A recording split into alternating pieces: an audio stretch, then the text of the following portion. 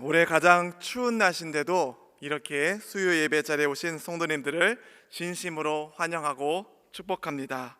오늘 나눌 말씀의 제목은 하나님 사랑은 동사입니다. 하나님 사랑은 동사입니다. 오늘도 선포되는 하나님 말씀 가운데 많은 은혜를 부어주실 줄 믿습니다. 우리 옆에 있는 분과 한번 같이 인사하겠습니다. 참 잘 오셨습니다. 은혜 받는 한 해 되세요. 같이 인사하겠습니다. 참 잘 오셨습니다. 은혜 받는 한 해 되십시오. 저에게는 두 딸이 있습니다. 첫째는 10살이고요 둘째는 6살인데요 제가 딸과 같이 서 있으면 어느 분이 와서 이렇게 말씀하십니다. 목사님, 첫째는 참 목사님 닮았네요. 둘째는 그럼 사모님 닮았나 봐요. 그럼 다른 분이 와서 또 이런 말씀을 하십니다. 아이고 목사님, 첫째가 아니라 둘째가 목사님 떼다 박았어요. 크면은 아마 첫째보다 더 닮을 겁니다. 첫째는 사모님 닮았다니까요. 제가 이분들의 말씀을 가만히 듣고자 했으면은 어떤 분은 첫째가 저를 더 닮았다고 하고 어떤 분은 둘째가 더 저를 닮았다고 그렇게 말씀하시는 것을 들었습니다. 어찌됐든 간에 저는 참 감사합니다. 괜히 엉뚱한 사람이나 어떤 동물을 닮았다고 저를 말하지 않으니까요. 그래도 누구나 닮았다고 하면 기분이 저는 참 좋은 것 같아요. 자녀들이 그렇게 부모를 닮았다고 하면은 감사한 마음이 들지만 그래도 부모인지라 미안한 마음이 먼저 드는 것이 부모의 마음인 것 같습니다. 모든 부모가 다 같은 마음인 것 같아요. 우리 자녀들이 이 부모의 참 좋은 것만 닮았으면 좋겠는데 그것이 안 된다는 게 우리 부모의 마음이 아닐까요? 우리 부부 간에도 서로 닮는다는 말을 많이 하지 않습니까? 부부가 서로 닮았다고 하면은 저 부부 참 괜찮은 부부인가 보다, 참 사이가 좋은가 보다, 이렇게 우리가 생각하게 마련입니다. 누구를 닮아서 그렇게 좋은 모습을 보인다면은 더 기쁨이 되고 감사한 마음이 드는 것이 우리 사람의 관계가 아닌가 싶습니다. 그런데 이 땅의 모든 사람들을 보면은요, 같은 사람이 한 명도 없습니다. 피부색도 다르고요, 생김새도 다르고, 또 자세히 들여다보면은 성격도 다 다른 것을 우리가 볼 수 있습니다. MBTI라는 성격 유형을 16가지로 분류를 했는데요, 같은 성향의 사람끼리 만나도 무엇인가 조금씩 다른 것 같습니다. 그런데 우리가 모두가 다르게 생겨도 한 가지 공통점이 있는데요, 그것은 바로 우리 모두가 하나님의 형상대로 지음을 받았다는 사실입니다. 우리가 보기에는 서로 다르지만 모두가 다 하나님의 형상을 닮은 귀한 존재라는 것이죠. 그런데 왜 하나님은 사람을 만드셨을 때 하필이면 하나님의 형상대로 우리를 빚으셨을까요? 다른 형상이 아니라 왜 하필이면 영광스러운 하나님의 모습을 닮아서 우리를 지으셨을까요? 여러 이유가 있겠지만 아무리 생각해도 하나님은 우리를 너무나 사랑하시기 때문에 하나님의 형상대로 빚으신 것 같습니다. 사랑은요, 상대가 있어야 가능한 말입니다. 사랑은 상대방이 있을 때 사용한 말이고 관계가 있는 말이기 때문입니다. 그러니까 사랑이라는 말은요, 혼자 있을 때는 아무런 소용이 없는 단어입니다. 사랑하는 주님의 교회 성도 여러분, 하나님을 사랑하면요, 하나님이 보이고요, 사람을 사랑하면요, 사람이 보입니다. 그리고 우리가 서로 사랑하면은 하나님의 형상이 보이는 줄로 믿습니다. 우리가 상황이 다르고 형편도 다르고 생각도 다르지만, 그래서 사람 보기에서는 모두 다르지만 우리가 하나님의 형상이기 때문에 서로 사랑하는 줄로 믿습니다. 오늘 본문에 보면은 하나님은 사랑이시다라는 사실을 깊이 깨달은 한 분이 등장하는데요, 바로 사도 요한이죠. 요한이라는 이름의 뜻은 여호와는 은혜로우시다라는 뜻을 가지고 있습니다. 성경을 보면 요한의 가족들도 알 수 있는데요, 요한은 세베대의 아들이며 야고보의 동생이었습니다. 우리가 잘 알고 있는 것처럼 요한은 예수님의 12제자 중에 한 분이셨고 나이가 가장 어린 제자로 알려져 있습니다. 그래서 중세나 르네상스 작품 내에서 예수님의 제자들을 표현할 때 요한은 수염도 없는 청년으로 마치 여자처럼 그리기도 했는데요. 예수님께서 모든 제자들 다 사랑하신 것은 분명하지만 그래도 이 요한을 특별히 더 사랑하신 것 같습니다. 나이가 아래인 것도 이유가 되었겠지만 요한은 그 나름대로 특별한 사명이 있었던 것 같습니다. 예수님께서 십자가에 달리실 때를 한번 생각해 보십시오. 하나님의 특별한 사명을 조금 더 알 수 있습니다. 다른 제자들은 그 현장에 아무도 남아있지 않았는데요, 요한은 예수님께서 체포하신 것을 마리아에게 알리려고 갔다가 아마도 마리아를 인도하여 골고다 언덕까지 데리고 가게 된 것 같습니다. 그런데 거기서 예수님은 요한에게 자신의 어머니 마리아를 부탁하셨죠. 그리고 나서 예수님은 요한에게 바로 마리아가 내 어머니다 라고 말씀하셨습니다.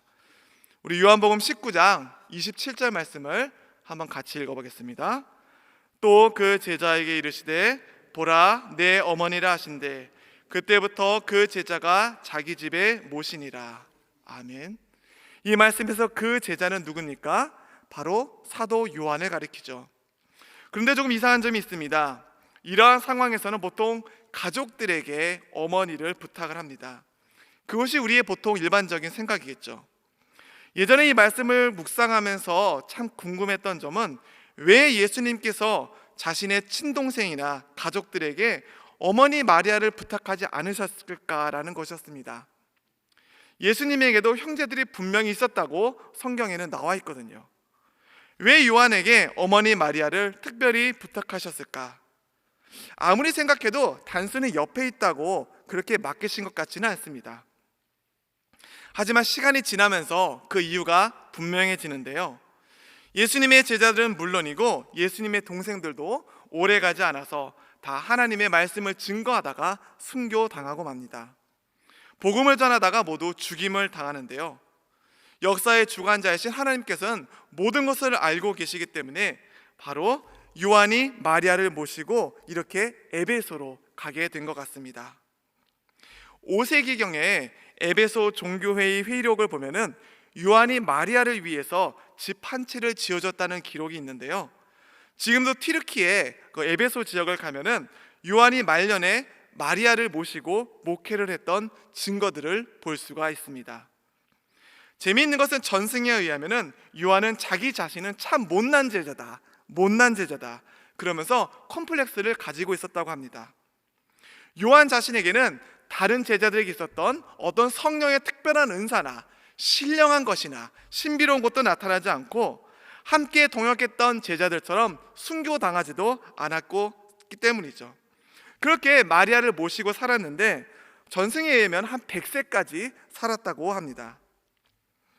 그렇게 오래 살았던 요한은 요한복음과 요한 1서, 2서, 3서를 하나님의 성령으로 기록하게 되죠. 요한이 요한복음을 기록할 때는 다른 복음서를 이미 읽어본 것으로 보입니다.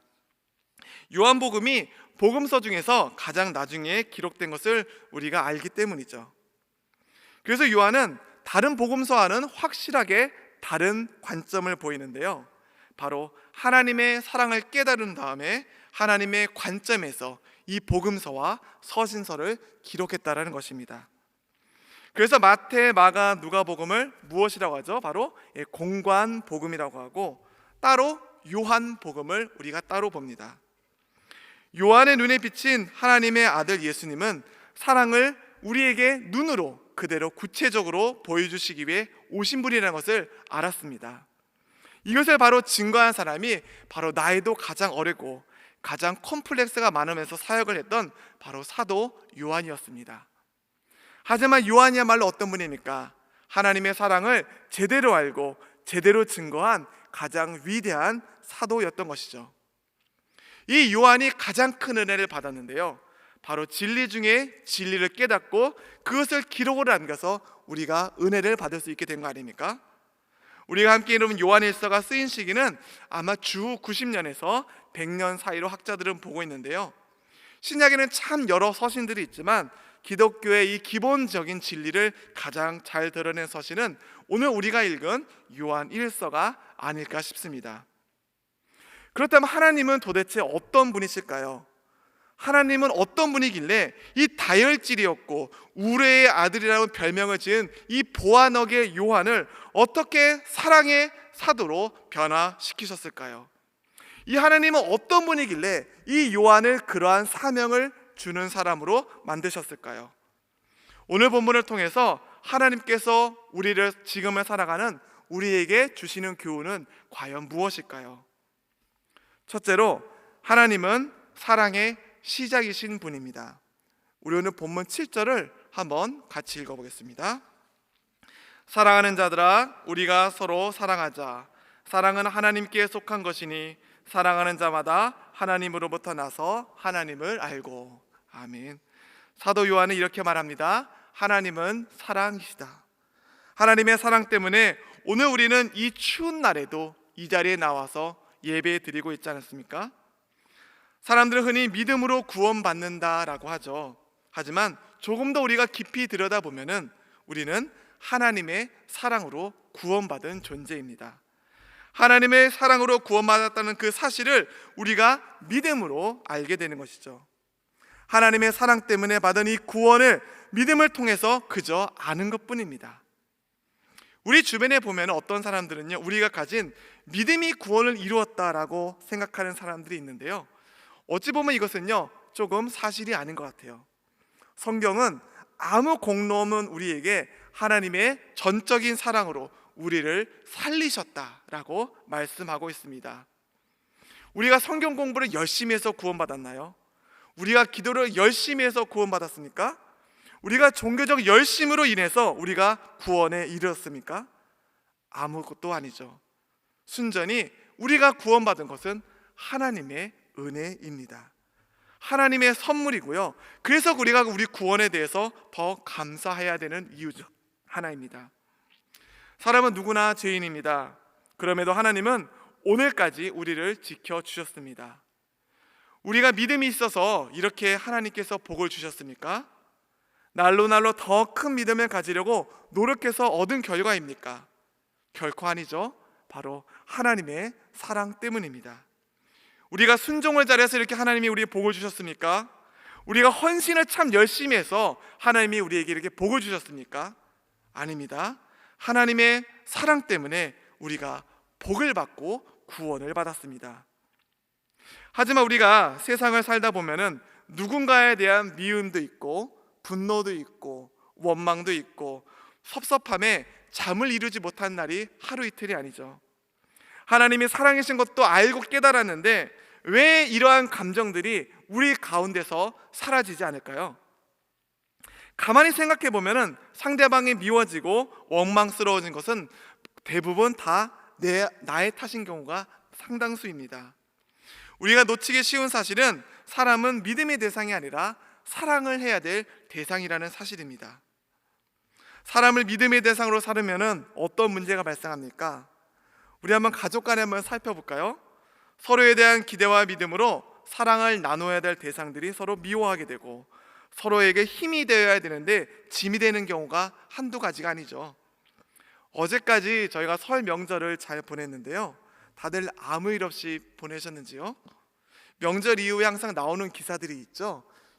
친척들끼리, 가족들끼리 서로 믿었다가 재산 분쟁 때문에 싸우는 경우들, 또 일어나지 않아야 될 일이 일어나서 얼마나 힘든 경우가 많이 있습니까? 이러한 모든 것들이 서로에 대한 믿음이 충돌하면서 생기는 일이죠. 하지만 분명한 사실 한 가지는 사람은 사랑의 대상을 될 수 있어도 믿음의 대상은 될 수 없다라는 사실입니다. 대부분의 사람이 이 사실이 있기 때문에 어려움을 겪기도 하고 스스로 상처를 내며 살아가는 사람들이 참 많죠. 어느 모임에 가든지 가족이 되든지 저 사람만 참 없으면 좋을 텐데 라는 생각 많이 드시죠. 어느 가족이든 꼭 한 사람 정도는 나와 가족을 힘들게 하는 사람이 꼭 있는 것 같습니다. 하지만 거꾸로 생각해 보면 그 사람이 바로 나의 모습을 비추는 거울인 경우가 얼마나 많이 있는지요. 사람은 사랑의 대상이 될 수 있어도 믿음의 대상이긴 참 어려운 존재입니다. 그것이 비록 가족이라도 마찬가지입니다. 믿음의 대상은 오직 하나님인 줄로 믿습니다. 하나님만이 사랑의 시작이고 보내신 하나님을 의지하면서 나아가는 우리 주님의 교회 성도님들이 되시길 바랍니다. 그럴 때 사랑의 시작이신 하나님의 은혜로 하나님의 사랑을 누리는 저와 모두가 되기를 간절히 소망합니다. 두 번째로, 하나님은 사랑으로 죽었던 우리를 살리시는 분입니다. 우리 오늘 본문 9절을 한번 같이 읽어보겠습니다. 하나님의 사랑이 우리에게 이렇게 나타낸 바 되었으니 하나님이 자기의 독생자를 세상에 보내심은 그로 말미암아 우리를 살리려 하심이라. 아멘. 9절 말씀을 보면은 하나님이 세상을 사랑하신다는 사랑은 어떻게 나타났습니까? 하나님의 사랑은 예수님을 이 땅에 보내심으로 가장 극적으로 드러납니다. 하나님께서는 이 땅에 오신 예수님을 통해서 우리의 죄를 사하셨습니다. 이것이 바로 그 무엇과도 비교할 수 없는 완전한 사랑입니다. 바로 우리를 살리시기 위해 죽으셨기 때문입니다. 세상 사람들은요, 죄를 들춰내는 데 익숙한 것 같아요. 또 지적하는 데 익숙하고요, 정죄하고 심판하는 데 더 익숙해 보입니다. 그래서 때로는 죄 지은 사람이 단 한 번 지은 죄 때문에 이 세상에 발붙이지 못하고 사는 것을 우리가 많이 보죠. 그 죄로 인하여서 평생 아무것도 못하는 그런 분들도 많이 있습니다. 그런데 하나님은 세상에 오셔서 죄를 사해 주셨습니다. 누가복음에서 돌아온 탕자에게 아무 소리 안 하고 옷을 입혀주신 그 아버지의 마음이 바로 우리 하나님의 마음입니다.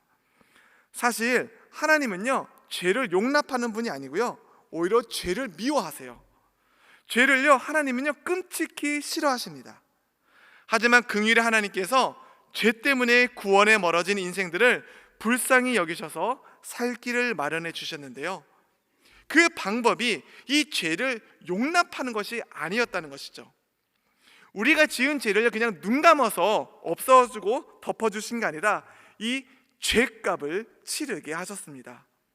그런데 그 죄값이 죽음이고 그 죽음에 하나뿐인 자신의 아들을 내어놓으셨습니다. 하나님은 사랑으로 죽었던 우리를 살리신 분이었습니다. 하나님은 우리를 얼마나 어떻게 사랑하는 분이시길래 죽었던 우리를 이렇게 살려주셨을까요? 하나님의 사랑은요, 이해하는 사랑입니다. 하늘 보좌를 버리고 낮고 낮은 이 땅에 구원자로 오신 예수님의 사랑은 바로 이해하는 사랑이죠. 하나님은 함께 하고 싶은 사랑도 가지고 계십니다. 내가 세상 끝날까지 너희와 항상 함께 하리라. 지금뿐만 아니라 내 자녀는 끝까지 함께 하겠다고 하나님은 약속하셨습니다.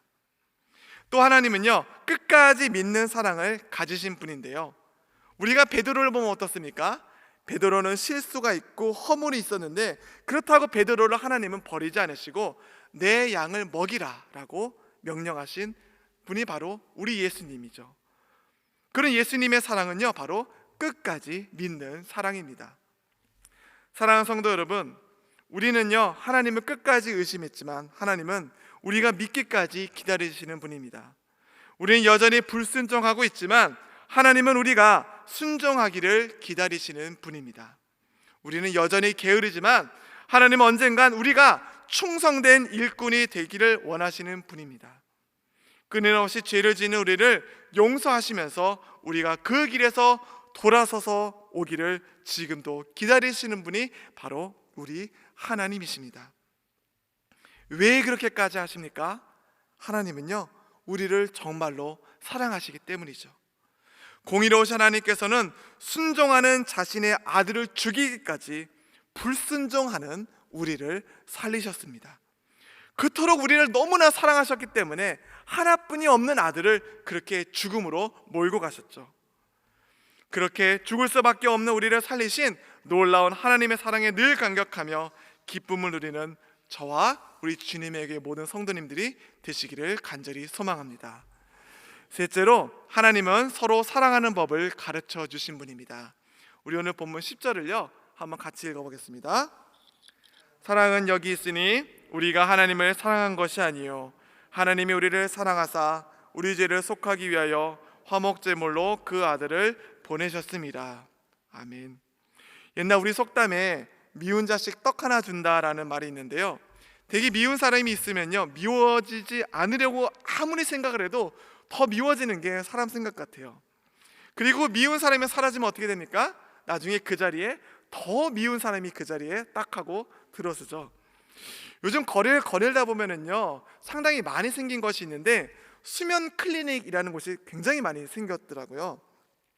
그래서 왜 이런 것들이 많이 생겼나 보니까 요즘 현대인들이 참 잠을 잘 이루지 못해서 이런 것들이 많이 생긴다고 합니다. 이 불면증의 원인이 여러 가지가 있겠지만 아마 사람 간의 관계가 어려워서 이 잠을 자지 못하는 현대인들이 참 많이 있다고 들었습니다.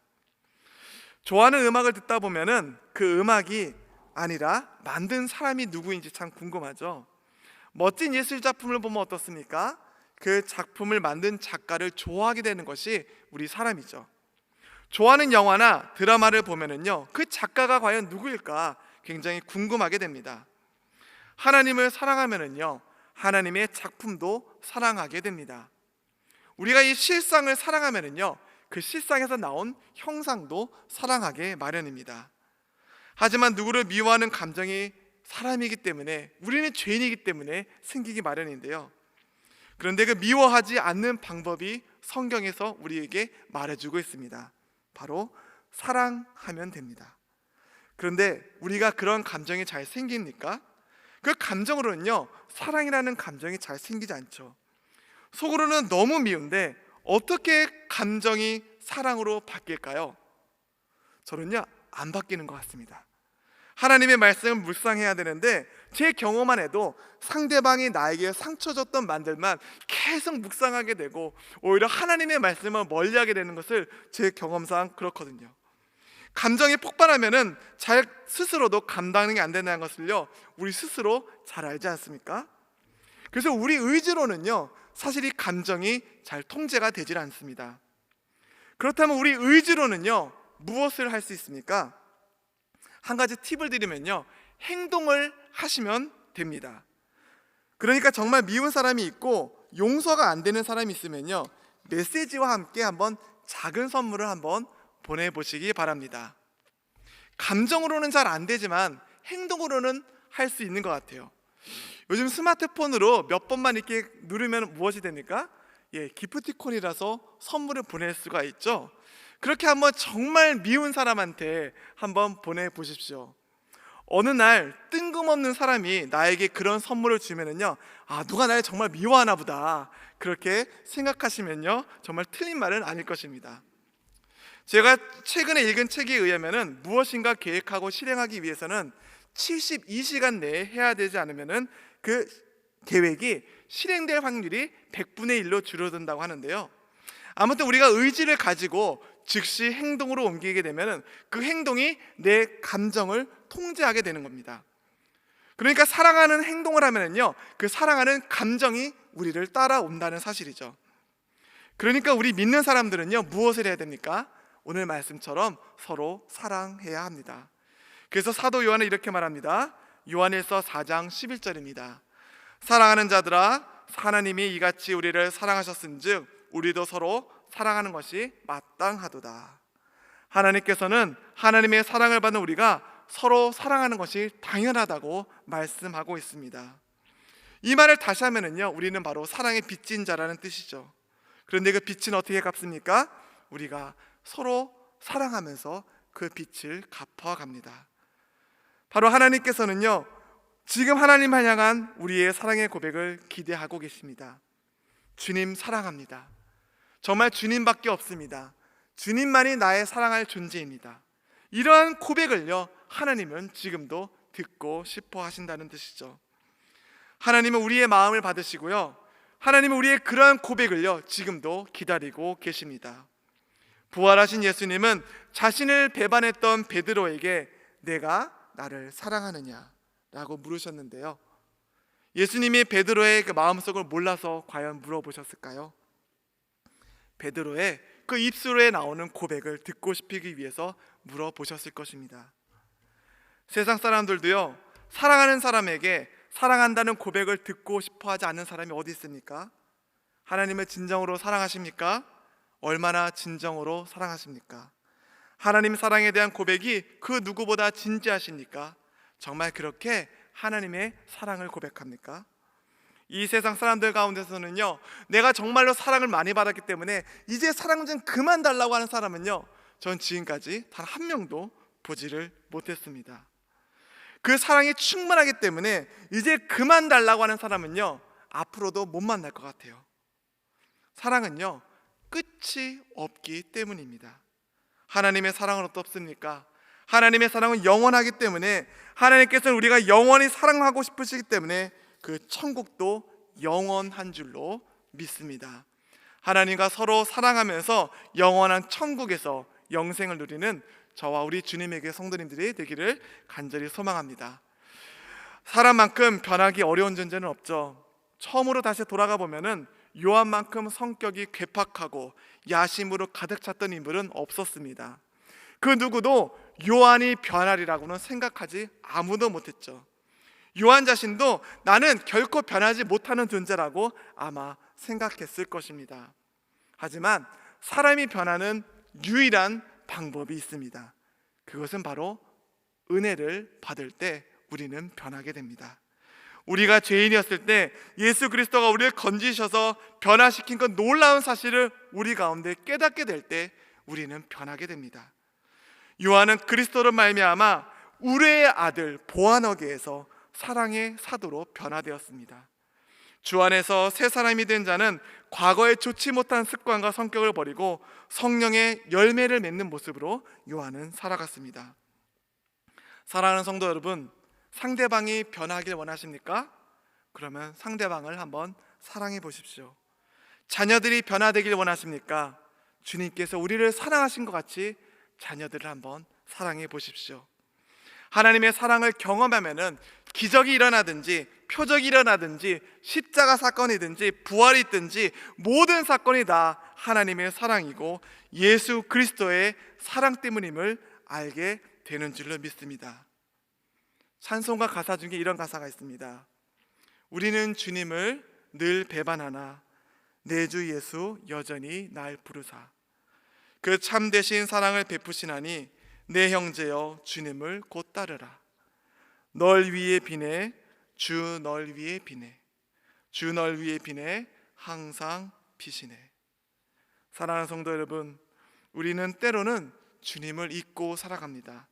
찬송가의 가사처럼 우리는 늘 주님을 배반하면서 하루하루를 살아갑니다. 주께서 언제 어떻게 우리를 사랑하셨냐고 우리가 따지고 들 때도 있습니다. 이때를 위해서 하나님은 대답을 준비해 주셨는데요, 그 대답은 바로 예수 그리스도입니다. 사도 요한은 이러한 놀라운 사실을 발견했습니다. 예수님의 말씀과 그 사역 안에서 이 놀라운 진리를 깨달은 것입니다. 전승에 의하면은 요한은 늙어서까지 오래 목회를 했는데요, 거동이 불편해도 집회에 나가서 말씀을 전할 때마다 꼭 이런 말을 했다고 합니다. 자녀들이여 서로 사랑하십시오. 자녀들이여 서로 사랑하십시오. 사랑하는 성도 여러분, 하나님의 사랑은 움직이게 하는 놀라운 능력이 있습니다. 죄와 사망에서 구원으로 옮겨주십니다. 미움과 시기와 질투와 허물에서 기쁨과 소망으로 움직여 주십니다. 우리가 서로 사랑할 때 하나님의 형상을 이루어가고 사랑의 예수님의 모습을 닮아가는 줄을 믿습니다. 사랑은요, 모든 것을 주는 겁니다. 예수님처럼요, 자기의 몸도 주고요, 피도 주고요, 성령도 주시고 이름도 주시고 예수님은 모든 것을 주셨어요. 그래서 하나님의 사랑은요, 명사가 아니라 바로 동사입니다. 사랑을 받아 사람의 사도가 된 요한처럼 주님께 사랑을 받은 우리가 늘 하나님의 사랑 가운데 풍성한 사랑을 누리는 저와 모든 주님에게 성도님들이 되시기를 간절히 소망합니다. 함께 기도하겠습니다. 하나님 아버지, 감사합니다. 이 밤의 말씀을 기억하고 추운 날씨 가운데서도 성전에서 주님이 주신 기도 제목을 품고 기도하며 말씀 듣게 해주시니 참으로 감사합니다. 오늘 말씀처럼 하나님의 사랑을 알고 깨닫고 배워서 은혜를 받고 변화되길 원합니다. 하나님의 은혜로 내가 먼저 변화되어 하나님 사랑 가운데 거하게 하여 주옵소서. 환우들을 위해서 간절히 기도합니다. 우리 환우들 불쌍히 여겨주시고 질병으로 하여금 두려워 말게 하여 주시고 낙심으로부터 노임받게 하여 주옵소서. 이후에 있을 공동의회 간에도 모든 과정과 결정 가운데 성령의 줄로 메어주시고 기쁨과 은혜만 넘치게 하여 주옵소서. 이 모든 간구 예수님의 이름으로 기도드립니다. 아멘.